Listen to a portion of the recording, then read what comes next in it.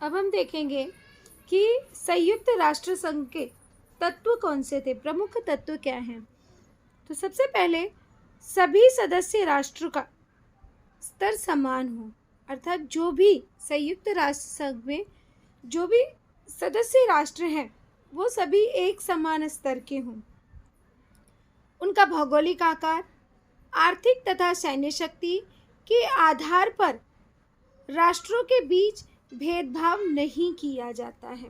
यह उसका प्रमुख तत्व है कि वह देश कितना शक्तिशाली है, या उसका आकार, भौगोलिक आकार अधिक है या कम है, या आर्थिक क्षेत्र क्या है, उन सभी में उनके बीच भेदभाव नहीं होना चाहिए। दूसरा है, संयुक्त राष्ट्र के सदस्य राष्ट्रों को एक दूसरे की स्वतंत्रता और भौगोलिक एकात्मता का आदर करना होगा। यह उसके कुछ नियम हैं कि संयुक्त राष्ट्र के जो सदस्य राष्ट्र हैं उनके बीच में, एक दूसरे के बीच में स्वतंत्रता, जो उनकी स्वतंत्रता है और जो भी उनकी भौगोलिक एकात्मता है, अर्थात देश के स्वरूप में जो भी एकात्मकता है उसे अपनाकर उसका आदर सम्मान करना होगा। सभी सदस्य राष्ट्र अपने अंतर्राष्ट्रीय विवाद, पारस्परिक विवाद शांतिपूर्ण मार्ग से हल करेंगे, अर्थात जो भी उनके विवाद हैं, चाहे वह अंतर्राष्ट्रीय स्तर पर हो या उनके स्वयं के जो भी विवाद हैं, उसे वह शांतिपूर्ण से हल करेंगे, उसके लिए वह युद्ध की घोषणा नहीं करेंगे। तो इस तरह से इन सभी मूलभूत तत्वों पर संयुक्त राष्ट्र का निर्माण किया गया।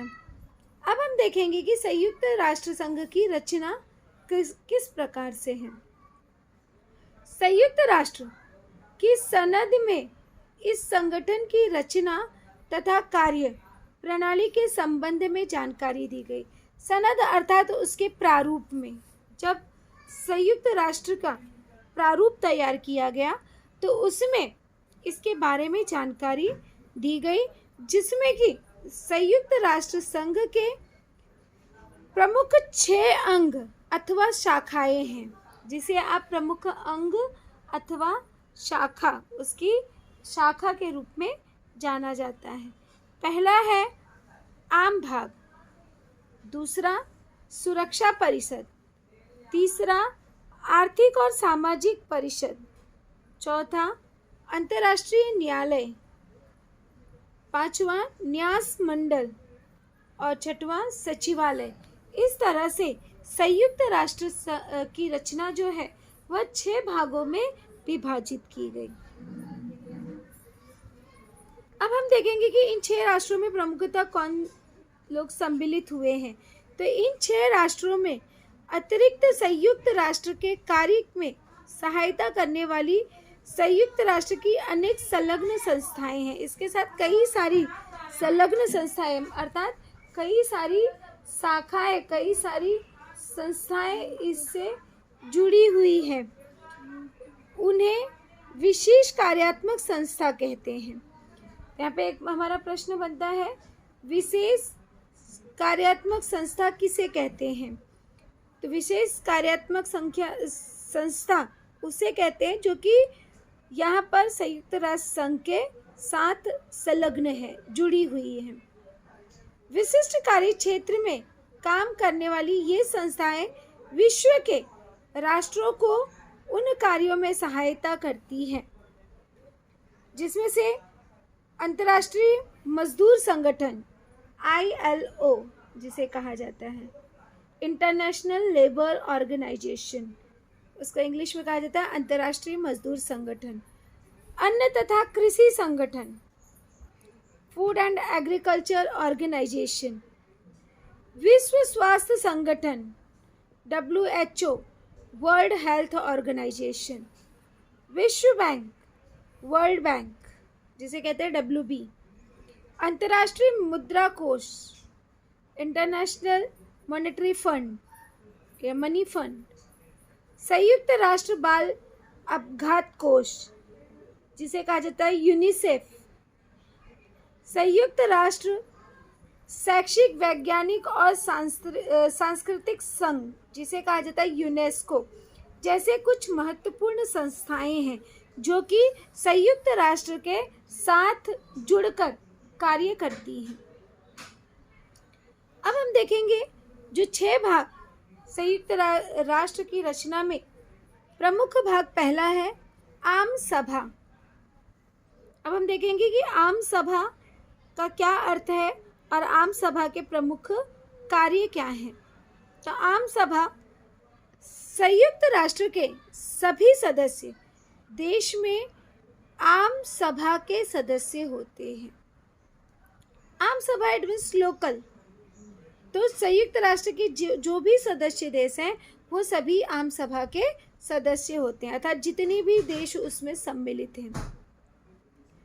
देश अमीर हो या गरीब, बड़ा हो या छोटा,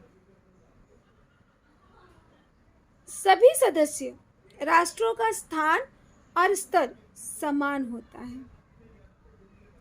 अर्थात प्रत्येक राष्ट्र के पास एक मत होता है, हर राष्ट्र का अपना एक मत होता है।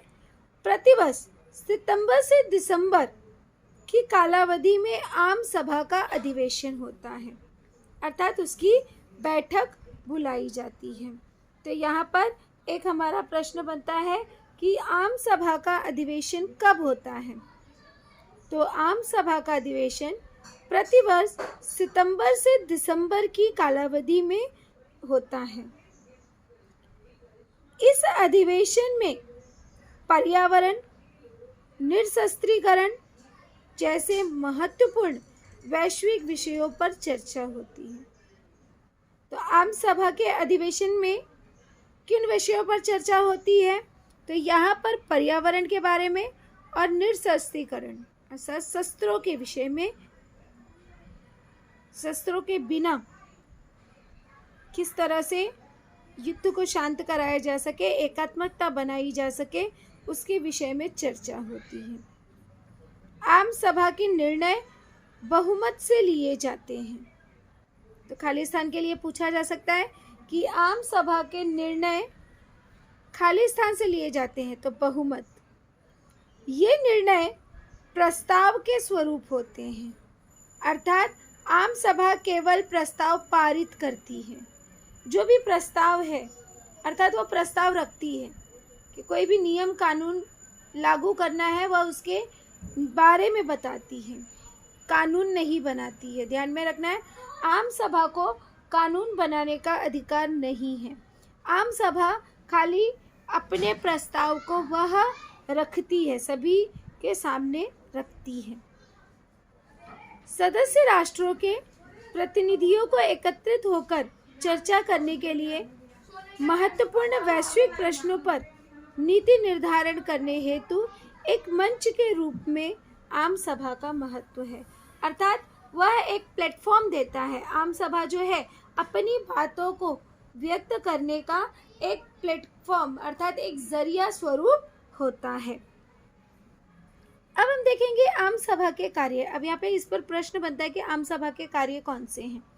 तो देखेंगे कि आम सभा के कार्य क्या हैं। सुरक्षा समिति के अस्थायी सदस्यों का चयन करना। सुरक्षा समिति में जो भी अस्थायी सदस्य हैं, जो स्थायी नहीं हैं, जिन्हें निकाला जाता है, तो वैसे अस्थायी सदस्यों का चुनाव करना। सुरक्षा परिषद के साथ संयुक्त राष्ट्र के महासचिव और अंतर्राष्ट्रीय न्यायालय के न्यायाधीशों का चयन करना।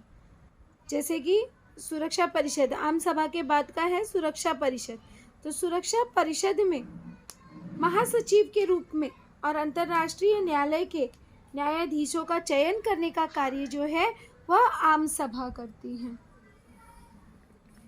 संयुक्त राष्ट्र के वार्षिक अनुमान पत्र को मान्यता देना। संयुक्त राष्ट्र का जो वार्षिक एनुअल खर्च होता है उसके लिए पत्र को मान्यता देना। संयुक्त राष्ट्र का मुख्यालय न्यूयॉर्क में है। अब यहाँ पे एक वाक्य के लिए पूछा जा सकता है कि संयुक्त राष्ट्र का मुख्यालय कहाँ पर है, तो न्यूयॉर्क। रिक्त स्थान के लिए भी आ सकता है। अंग्रेजी, फ्रेंच, रूसी, स्पेनिश, चीनी और अरबी संयुक्त राष्ट्र की अधिकृत भाषाएं हैं। तो संयुक्त राष्ट्र की अधिकृत भाषाएं कौन सी हैं? यहाँ पर अंग्रेजी, फ्रेंच, रूसी, स्पेनिश, चीनी, अरबी, संयुक्त इत्यादि संयुक्त राष्ट्र की अधिकृत भाषा है। अब हम अगला देखेंगे सुरक्षा परिषद कि सुरक्षा परिषद क्या है और वह किस प्रकार से कार्य करती है। सुरक्षा परिषद में कुल 15 सदस्य होते हैं। तो सुरक्षा परिषद में कितने सदस्य होते हैं? 15 सदस्य होते हैं। उनमें से 5 स्थायी और 10 जो है सदस्य अस्थायी स्वरूप के होते हैं। अर्थात 5 सदस्य जो हैं 5 स्थायी देश उसमें होते हैं और 10 जो है अस्थायी देशों के सदस्य होते हैं। अस्थायी सदस्यों का चुनाव प्रति 2 वर्षों में आम सभा करती है। अर्थात 2 वर्षों के बाद जो है इन 10 सदस्यों में से संख्या निकल जाती है और 2 वर्षों के बाद दूसरे जो हैं 10 सदस्य उसमें सम्मिलित होते हैं। अमेरिका, अब देखेंगे कि हम कौन कौन से देश, अब हम कह रहे हैं कि स्थायी और अस्थायी सदस्य इस तरह से सम्मिलित होते हैं। तो ये स्थायी देश हैं अमेरिका, रूस, इंग्लैंड, फ्रांस और चीन। ये 5 जो देश हैं ये सुरक्षा परिषद के स्थायी सदस्य हैं और यही जो है हमारे राष्ट्र संघ के स्थायी देश हैं अमेरिका, रूस, इंग्लैंड, फ्रांस और चीन। उन्हें नकाराधिकार प्राप्त है, वीटो पावर।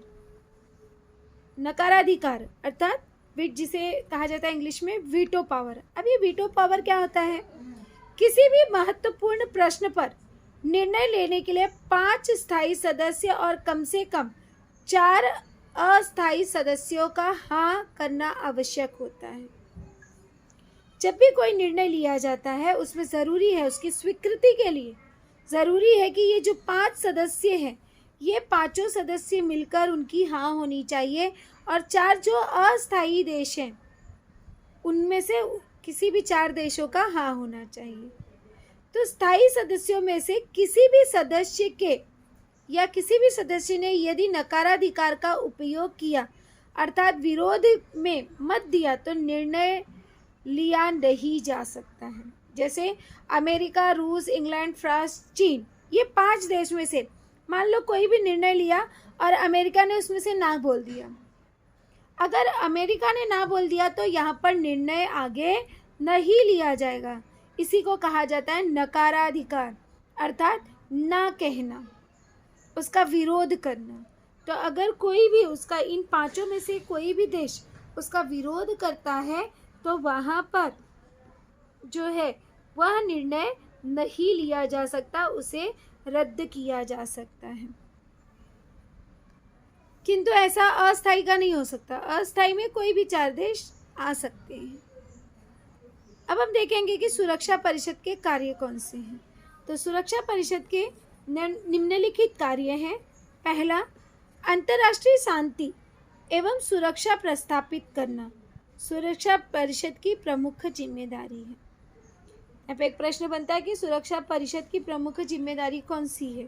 तो सुरक्षा परिषद की अंतर्राष्ट्रीय शांति और सुरक्षा प्रस्थापित करना अंतर्राष्ट्रीय सुरक्षा की परिषद की प्रमुख जिम्मेदारी है। अंतर्राष्ट्रीय संघर्ष की परिस्थिति में संघर्ष समाप्त कर शांति स्थापित करने के लिए प्रयत्न करना, आर्थिक प्रतिबंध लादना अथवा आक्रामक राष्ट्र विरोध में सैनिक कार्यवाही करने का निर्णय लेना, इनमें से कोई भी एक विकल्प सुरक्षा परिषद सुलझाती है। सुरक्षा परिषद शस्त्रास्त्र अर्थात जो भी अस्त्र हैं, शस्त्रास्त्र नियंत्रण के लिए योजना तैयार करने का काम करती है कि यहाँ पर शस्त्रों का उपयोग ना किया जा सके, इसके लिए वह योजना तैयार करती है। तीसरा संयुक्त सुरक्षा परिषद का कार्य होता है कि आम सभा के साथ अंतर्राष्ट्रीय न्याय के न्यायाधीश और संयुक्त राष्ट्र के महासचिव का चयन करने में सुरक्षा परिषद का सहभाग होता है।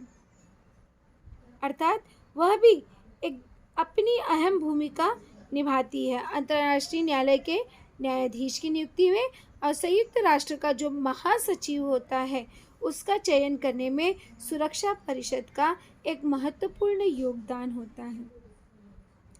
सुरक्षा परिषद की रचना में परिवर्तन हो और उसका स्वरूप अधिक लोकतांत्रिक हो, इस दृष्टि में वर्तमान संशोधन किए जा रहे हैं, अर्थात कुछ खोज किया जा रहा है, सुधार करने का कार्य किया जा रहा है। सुरक्षा परिषद में भारत को स्थायी सदस्यता प्राप्त हो, इसके लिए भारत भी प्रयत्नशील है, क्योंकि यहाँ पर उसे भारत को स्थायी सदस्यता प्राप्त नहीं है।